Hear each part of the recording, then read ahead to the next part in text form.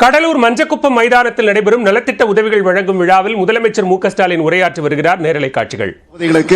ஆற்றின் மீது மேம்பாலம், உறையூர்ல துணை மின் நிலையம், நெல்லைக்குப்பத்தில் புதிய பேருந்து நிலையம், பண்டுட்டியில ஒருங்கிணைந்த நீதிமன்ற வளாகம், கடலூர் மாவட்ட காவல்துறை அலுவலகம், நீதிமன்ற கட்டடம், வட்டாட்சியர் அலுவலக கட்டடம், காட்டுமன்னார் கோயில் வட்டாட்சியர் அலுவலகம், குறிஞ்சிப்பாடி புதிய தாலுகா உருவாட்சி, குறிஞ்சிப்பாடியில புதிய மருத்துவமனை, திருப்பாதிரி புலியூர் சுரங்கப்பாதை, ரயில்வே மேம்பாலம், இப்படி சொல்லிக்கொண்டே போகலாம். அந்த வரிசையில் கடந்த 3.5 ஆண்டு காலத்தில் கடலூர் மாவட்டத்துக்கு புதிய திட்டங்கள், சாதனைகள் செஞ்சு தரப்பட்டிருப்பதை நீங்கள் இந்த வீடியோவில் பார்த்தீங்க. அதுல சிலவற்றை மாத்திரம் உங்களுக்கு நான் குறிப்பிட்டு சொல்ல விரும்புகிறேன். சிதம்பரத்தில் புதிய பேருந்து நிலையம் அமைக்கக்கூடிய பணிகள் நடந்து கொண்டிருக்கிறது. பிச்சாவரம் சுற்றுலா மைய மேம்பாட்டு பணிகள் நடந்து கொண்டிருக்கிறது. கடலூர் மாநகராட்சி அண்ணா பாலத்துக்கு அருகே கெடிலம் ஆற்றின் குறுக்கே புதிய பாலம் அமைக்கும் பணி நடைபெற்று வருகிறது. சிதம்பரம் கூட்டு குடிநீர் திட்டம் 255 கோடியே 64 லட்சம் ரூபாய் மதிப்பீட்டில் நடைபெற்று வருகிறது. குறிஞ்சிப்பாடி மற்றும் கடலூர் வட்டங்களில் பரவனாற்றின் குறுக்கே அருவால் மூக்கு என்ற இடத்துல கடல்நீர் உட்புகிறத தடுக்கவும், வெள்ள நீரை விரைவாக வடிய வைக்கவும் 81 கோடியே 12 லட்சம் ரூபாய் மதிப்பீட்டில் புதிய கால்வாய் அமைக்கிற பணி நடைபெற்று வருகிறது. குறிஞ்சிப்பாடி வட்டத்தில் பெருமாள் ஏரிய தூர்வாரி கரைகளை பலப்படுத்தி கொள்ளளவை மேம்படுத்துகிற பணி 119 கோடியே 77 லட்சம் ரூபாய் மதிப்பீட்டில் செயல்படுத்தப்பட்டு மக்களுடைய பயன்பாட்டிற்கு கொண்டு வரப்பட்டிருக்கு. கடலூர் மாவட்டம் திட்டக்குடியில் புதிய கால்நடை தீவன ஆலை 33 கோடி ரூபாய் மதிப்பீட்டில் அமைக்கப்பட்டு வருது. இங்கே அமர்ந்திருக்கக்கூடிய விடுதலை சிறுத்தை கட்சியுடைய சட்டமன்ற தலைவர் திரு சிந்தனை செல்வன் அவர்களுடைய கோரிக்கை ஏற்று நம்முடைய அருமை பெரியவர் இளையவருமானவர்களுக்கு சிலையோடு கூடிய நினைவரங்கம் அமைக்கக்கூடிய பணிகள் நடந்து கொண்டிருக்கிறது. விரைவில் திறக்கப்படவிருக்கிறது. கடந்த 4 ஆண்டுகள்ல 77 மருத்துவ உட்கட்டமைப்புகள் செஞ்சு தரப்பட்டிருக்கு. கலைஞர் நகர்ப்புற மேம்பாட்டு திட்டத்தின் கீழ் 125 உட்கட்டமைப்பு பணிகள் மேற்கொள்ளப்பட்டு வருது. முதலமைச்சரின் சாலை கிராம மேம்பாட்டு திட்டத்தின் கீழ் 789 கிலோமீட்டர் சாலைகளும், நகர்ப்புற பகுதிகளில் 590 கிலோமீட்டர் சாலைகளும், நெடுஞ்சாலைத்துறையான 778 கிலோமீட்டர் சாலைகளும் மேம்படுத்தப்பட்டிருக்கு. 50 பாலங்கள் கட்டுகிற பணிகள், அதை கட்டுகிற பணியை திட்டமிட்டு 39 பாலங்கள் மக்களுடைய பயன்பாட்டுக்கு வந்திருக்கிறது. 1044 கோயில்களில் திருப்பணிகள் செய்யப்பட்டிருக்கு. 97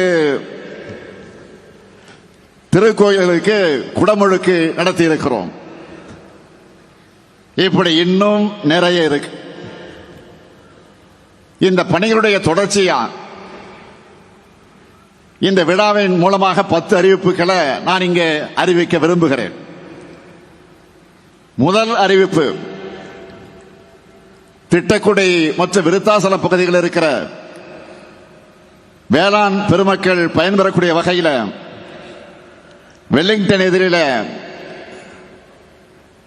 கரைகளை பலப்படுத்துகிறது, வாய்க்காலை புனரமைக்கிறது போன்ற மேம்பாட்டு பணிகள் மேற்கொள்ளப்படும். 130 கோடி ரூபாய் செலவில். இரண்டாவது அறிவிப்பு, கடலூர் மாநகராட்சியில் இருக்கிற மஞ்சக்குப்பு மைதானம் மற்றும் சுற்றி இருக்கக்கூடிய பகுதிகள் 35 கோடி ரூபாய் மதிப்பீட்டில் பொதுமக்கள் பயன்படுத்தக்கூடிய வகையில் மேம்படுத்தப்படும். மூன்றாவது அறிவிப்பு, நம்முடைய தமிழக வாழ்வுரிமை கட்சியுடைய தலைவரும் சட்டமன்ற உறுப்பினருமான திரு வேல்முருகன் அவருடைய கோரிக்கை ஏற்று சட்டமன்றத்தில் தொடர்ந்து எழுப்பினார். எங்களுக்கு கூட சில நேரங்கள் கோபம் வந்தது. ஆனால் அந்த கோபம் இருக்கக்கூடிய இடத்துல தான் குணம் இருக்கும் என்று சொல்லுவார்கள். எனவே அந்த உணர்வோடு நான் இங்கே மகிழ்ச்சியோடு அறிவிக்கிறேன், பண்ருட்டி தொகுதியில் நம்முடைய சட்டமன்ற உறுப்பினர் வேல்முருகனுடைய கோரிக்கை ஏற்று 15 கோடி ரூபாய் செலவில் அரசு மற்றும் கலை அறிவியல் கல்லூரி அமைக்கப்படும். நாலாவது அறிவிப்பு, புவனகிரி மற்றும் சிதம்பரம் பகுதி மக்களுக்கு பயனளிக்கக்கூடிய வகையில்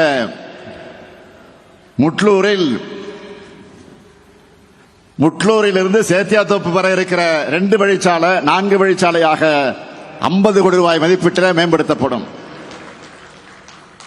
அஞ்சாவது அறிவிப்பு, நெய்வேலி பகுதியில் கெடிலம் ஆற்றங்கரையில் செம்மேடு, சிறுவாத்தூர், இளந்தம்பட்டு கிராமங்களில் 36 கோடி ரூபாய் செலவில் வெள்ளத்தடுப்பு மற்றும் சீரமைப்பு பணிகள் மேற்கொள்ளப்படும். ஆறாவது அறிவிப்பு, திருவந்திபுரம் கோயிலுக்கு செல்லும் பக்தர்கள் பயன்பெறக்கூடிய வகையில் எம்புதூர் முதல் திருவந்திபுரம் வரை இருக்கக்கூடிய சாலை 7 கோடி ரூபாய் மதிப்பீட்டில் மேம்படுத்தப்படும். ஏழாவது அறிவிப்பு, குறிஞ்சிப்பாடியில் புதிய வட்டாட்சியர் அலுவலக கட்டடம் 6 கோடி 50 லட்சம் ரூபாய் செலவில் அமைக்கப்படும். எட்டாவது அறிவிப்பு, காட்டுமன்னார் கோயில், சிதம்பரம் மற்றும் புவனகிரி பகுதிகளுக்கு பாசன ஆதாரமா விளங்குகிற வீராணம் ஏரி மேம்படுத்தப்படும். இது விவசாயிகளுடைய நீண்ட நாள் கோரிக்கை. அதை ஏற்று 63 கோடி 50 லட்சம் ரூபாய் மதிப்பீட்டில் அந்த பணிகள் மேற்கொள்ளப்படும். சிந்தனை செல்வன் கரவொலி எழுப்புகிறார். 9வது அறிவிப்பு, கடலூர் வட்டத்தில் பருவமழை காலங்களில் ஏற்படக்கூடிய வெள்ள பாதிப்புகளை குறைக்க தென்பெண்ணை ஆற்றில் 57 கோடி ரூபாய் மதிப்பீட்டில் வெள்ளத்தடுப்பு பணிகள் மேற்கொள்ளப்படும். 10வது அறிவிப்பு, இன்னைக்கு உலக தாய்மொழிகள் நாள். நம்முடைய தாய்மொழியான தமிழை காக்க தன்னிறைந்த மாணவர் ராசேந்திரன் நினைவிடம் புதுப்பிக்கப்படும். திட்டங்கள் மட்டுமல்ல, ஒவ்வொரு தனி மனிதருக்கும் தேவையான நன்மைகளை செய்கிற அரசா நம்முடைய அரசு இருக்கு. திட்டங்கள்ல ஏதோ மேடைகளை அறிவிச்சோம், கோப்புகள் இருக்குன்னு சொல்லாம மக்களுடைய இதயங்களை கொண்டு போய் சேர்க்கிற வரைக்கும் அந்த நன்மைகளை கொண்டு போய் சேர்க்கிற அரசாக திமுக அரசு விளங்கிக் கொண்டிருக்கிறது. என்னுடைய ஒரே இலக்கு மக்கள் தான். மக்களுக்கான நன்மைதான், மக்களுடைய மகிழ்ச்சி தான். மகாபாரதத்தில் வர்ற ஒரு கதையை தலைவர் கலைஞர் அவர்கள் அடிக்கடி சொல்வார். மர கிளையில் அமர்ந்திருக்கக்கூடிய கிளியினுடைய கழுத்துக்கு குறி வச்சு அம்பால் அடிக்கணும்னு சீடர்களுக்கு கட்டளையிட்டார் குருநாதர். ஒவ்வொரு சீடரும் வில்லை பிடிச்சு குறி பார்த்தாங்க. யார் யாருக்கு என்ன தெரியுதுன்னு குரு கேட்டார். ஒருவர் சொன்னார் மரம் தெரியுதுன்னார், இன்னொருவர் கிளை தெரியுதுன்னார், மற்றொருவர் குருவி தெரியுதுன்னார். ஒரே ஒருவர் தான், குருவே எனக்கு குருவியினுடைய கண் தெரியுதுன்னு சொன்னாராம். ஆக லட்சியவாதிக்கு அவருடைய கொள்கைகள் மட்டும்தான் தெரியணும்னு எடுத்துக்காட்டா நம்முடைய தலைவர் கலைஞர் அவர்கள் இந்த கதையை சொல்வார். அதே போல நாம செய்ய வேண்டிய நன்மை மட்டும்தான் என்னுடைய கண்ணுக்கு தெரியும். அவதூறுகள், வீண் புகார்கள், வெட்டி பேச்சுக்கள்ல நான் கவனத்தை செலுத்துறது இல்லை. அதனாலதான் இந்த 3 ஆண்டு காலத்தில் ஏராளமான திட்டங்களை தீட்ட முடிஞ்சது. நான் போகிற இடமெல்லாம் மக்கள் முகங்களை பார்க்கிறேன். ஆக முகத்தில் தெரியக்கூடிய மகிழ்ச்சியை பார்க்கிறேன். அதுதான் விடியலுடைய அடையாளம். ஒரு 3 கிலோமீட்டர் தூரம் நடந்து வந்தேன். அங்கிருந்து ஒரு 10 நிமிடத்தில் 5 நிமிடத்தில் வந்து சேர்ந்து விட முடியும். அங்க ஏறக்குறைய 1.5 மணி நேரம் 2 மணி நேரம் நான் நடந்தே வந்தேன். காரணம் என்ன? இது இங்கு மட்டுமல்ல, எந்த மாவட்டத்திற்கு போனாலும் இதே நிலைதான். என்ன காரணம் என்று கேட்டால், தேர்தல் நேரத்தில் அறிவித்த உறுதிமொழிகள் மட்டுமல்ல, அறிவிக்காத திட்டங்களை, அறிவிக்காத வாக்குறுதிகளை சொன்னது மட்டுமல்ல, சொல்லாததையும் செய்து கொண்டிருக்கக்கூடிய ஆட்சியாக இந்த திராவிட மாடல் ஆட்சி நடந்து கொண்டிருக்கிறது என்று வாழ்த்து முழக்கமிடக்கூடிய அந்த காட்சியை நாம் பார்க்கிறோம்.